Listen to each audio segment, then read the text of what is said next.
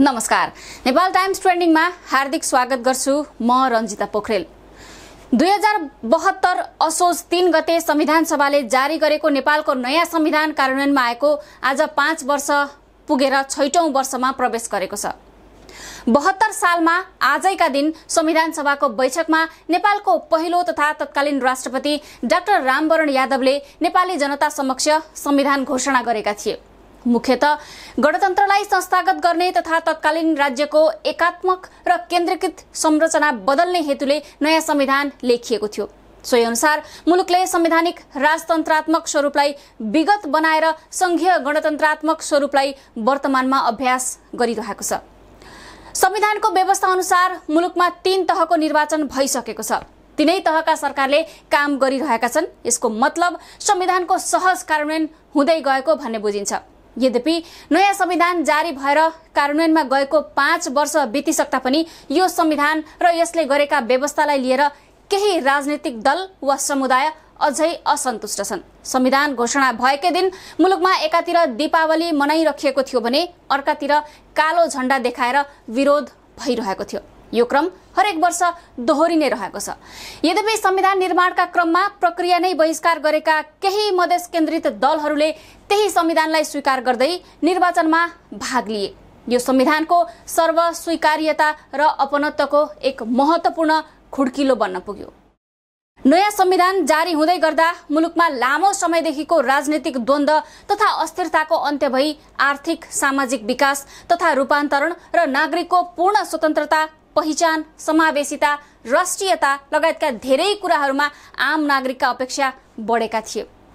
मुलुकको समृद्धि र विकास हुन्छ भन्नेमा नागरिकमा आशा पलाएको थियो। यो 5 वर्षको अवधिमा नागरिकका अपेक्षा सरकारले कति पूरा गर्न सक्यो?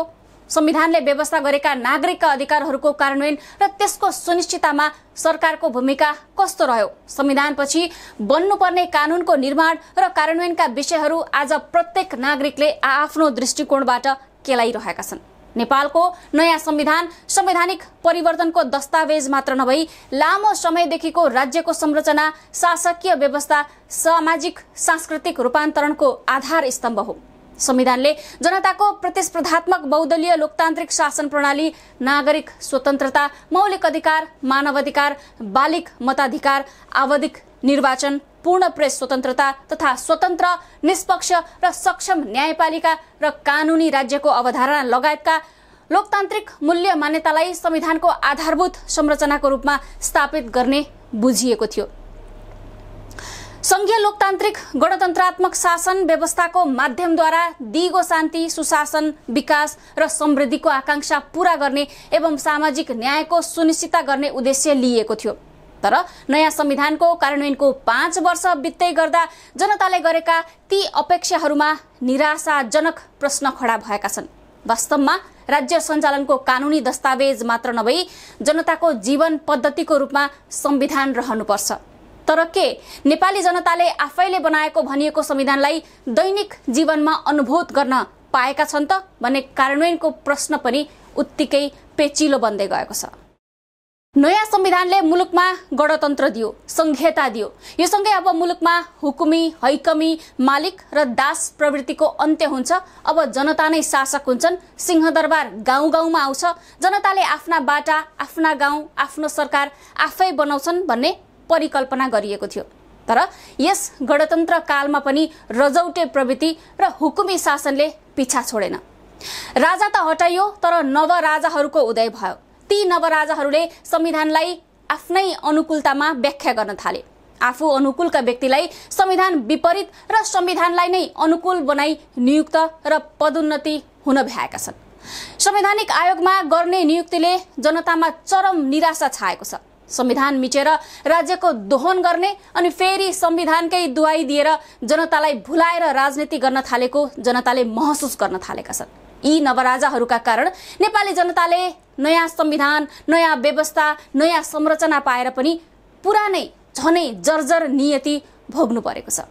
आज पनि फरक विचार राखेकै भरमा प्रहरी लगाएर धरपकड गराउने, पीडितले मृत्युवरण गरेको कैयौं वर्षसम्म पनि न्याय नपाउने, बिचौलिया र माफियाले टोलदेखि बालुवाटारसम्मै सम्बन्ध विस्तार गर्ने तर निमुखा जनताले दुई छाक भात खान नपाएर सडकमा आउँदा पनि सरकार नभेट्ने, सिंहदरबारियाले देखिने गरी अपराध गरे पनि सजाय नपाउने, जनताले सडकमा निस्किएकै भरमा निर्मम कुटाई खाने, महामारीमा जनताले अस्पताल प्रवेश गर्न नपाउने, नवराजाहरूले अति उच्च अन्तर्राष्ट्रिय स्तरको होटलमा बास पाउने, जनताका छोराछोरीलाई सपना मात्रै बाँडिने, आसे पासे निकटतम प्रियजनहरूलाई पद पैसा रोजगारी थुपारिने, कुनै पनि परिणाम नदेखिएको अनुगमनका नाममा लाखौं करोडौं खर्च गर्न मिल्ने, उद्धारका नाममा पैसै नहुने, विगतदेखि नै जे नाममा भए पनि संविधानले जनतालाई त बाँधेकै थियो, तर नयाँ संविधान आएर पनि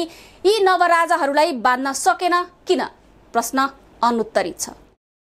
सडकका जनता त जहिल्यै शोषित थिए।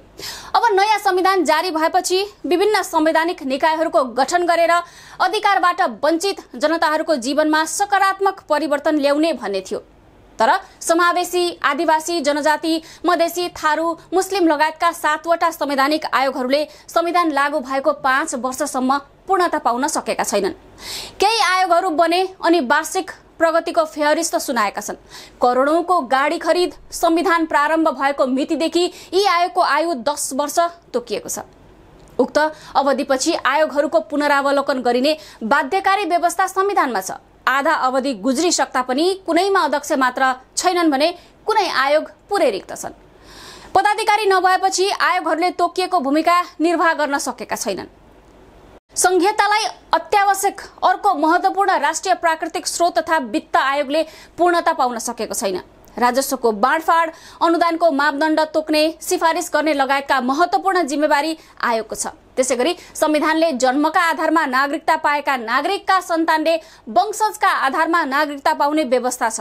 तर संविधान जारी भएको 5 वर्ष पूरा भइसक्दा पनि संविधानको धारा 11(3) को उक्त प्रावधान कार्यान्वयनमा नआउँदा लाखौं युवा युवती नागरिकता विहीन भएका छन्। नागरिकता सम्बन्धी यो मात्रै होइन, आमाका नाममा पितृत्व र मातृत्वको ठेगान नभएका नाबालक तथा गैर आवासीय नेपाली नागरिकले नागरिकता पाउन सक्ने संविधानले दिएका अधिकारहरू प्रयोगमा आउन सकेका छैनन्। नागरिकता नभएकै कारण लाखौं युवा युवती राज्यबाट पाउने सबै खाले सेवा सुविधाबाट वञ्चित छन्। त्यसैले राज्यप्रति उनीहरूको असन्तोष बढाउँदै लगेको छ। नागरिकता सम्बन्धी कानून कार्यान्वयनका लागि ल्याइएको नागरिकता विधेयक संसदमा अड्किएको 2 वर्ष नागिसक्यो। प्रदेशले सरकार सञ्चालनका लागि आवश्यक पर्ने प्रहरी, प्रशासन र कर्मचारी परिचालनको अधिकार अझैसम्म पाउन सकेका छैनन्। संघीय निजामती कर्मचारी सम्बन्धी ऐन नआउँदा प्रदेश कानूनहरू बन्न सकेका छैनन्, जसको परिणाम प्रदेश र स्थानीय तहमा कर्मचारी व्यवस्थापनमै चुनौती छ। प्रदेश लोकसेवा आयोग गठन भए पनि तिनले काम गर्न पाएका छैनन्। प्रदेश प्रहरी गठन र समायोजन सम्बन्धी कानून आएको 8 महिना बितिसक्दा पनि तिनलाई कार्यान्वयनमा लगिएको छैन। संविधानले अधिकार दिए पनि संघीय कानून, कर्मचारी, प्रहरी, जनशक्ति लगायत अभावले प्रदेशले राम्रो सेवा प्रवाह गर्न सकेका छैनन्। संविधान जारी भएको 6औं वर्षमा प्रवेश गर्दा संहिताको सबल पक्ष बनेको प्रदेश र स्थानीय तहहरूले ऐन कानूनकै अभावमा सोचे अनुसारको काम गर्न नसकेको बताइरहेका छन्। नेपालको संविधानले मूलतः लोकतान्त्रिक शासन प्रणाली, गणतन्त्रात्मक राज्य, संघीय शासन व्यवस्था, संसदीय पद्धति, मौलिक हक, मानव अधिकारको प्रत्याभूति, स्वतन्त्र र निष्पक्ष न्याय प्रणाली, विधिको शासन, बहुदलवादी समाज, समावेशीकरण, सनातन धर्म संस्कृतिको संरक्षण, सापेक्ष धर्म निरपेक्षता र समाजवाद प्रतिको प्रतिबद्धतालाई आत्मसात गरेको छ। यी विशेषता हेर्दा यो संविधानवादको आधारभूत चरित्र अनुरूप रहेको देखिन्छ। संविधानमा उल्लेख गरिएका व्यवस्थाहरूको आधारमा यो विश्वकै लागि अनुकरणीय र उत्कृष्ट संविधानका रूपमा रहेको पाइन्छ। तर संविधानको सफल कार्यान्वयनका लागि आवश्यक केही महत्वपूर्ण कानूनहरू अझै बनि नसकेको एउटा पाटो हो भने नयाँ संविधानको यथोचित कार्यान्वयनमा ध्यान दिन नसक्नु वा नचाहनु अर्को पाटो हो, जसले संविधानकै मर्ममाथि शंका बढाइरहेको छ। नेपाली जनताको सहमतिको दस्तावेज भनिए पनि अझै केही मानिसहरूको यसमा विमति रहिरहेको छ। यसलाई सर्वमान्य बनाउनु पर्ने बाटो कोर्न अझै बाँकी नै छ। प्रधानमन्त्री स्वयंले पटक पटक आवश्यकता अनुसार यसको संशोधन गर्न सकिने बताएका छन्। यदि संविधानप्रति जनाइएका असन्तुष्टि जायज हुन् र संशोधन गर्दा नेपाली जनता र नेपालको हित हुन्छ भने यसअघि 2 पटक संशोधन भइसकेको संविधानलाई पुनः संशोधन गर्न के को आपत्ति? देशको मूल कानून संविधानलाई सबैको अपनत्व हुने गरी सर्वमान्य बनाऊ र तिनलाई व्यवहारमा उतार्न कन्जुसाई बिल्कुलै नगरौं। संविधान दिवसको सबैमा हार्दिक शुभकामना। आफ्ना विचार तथा प्रतिक्रियाका लागि कमेन्ट गर्नुहोला। नेपाल टाइम्सको युट्युब च्यानल सब्स्क्राइब गर्नुहोस्, फेसबुक पेज लाइक गर्नुहोस्। ताजा खबरहरूका लागि नेपाल टाइम्सको अनलाइन पोर्टल www.nepaltimes.net मा गएर पनि हेर्न सक्नुहुन्छ। प्रदेश 1 को पहिलो अनलाइन टेलिभिजन नेपाल टाइम्स हेर्दै गर्नुहोला। नमस्कार।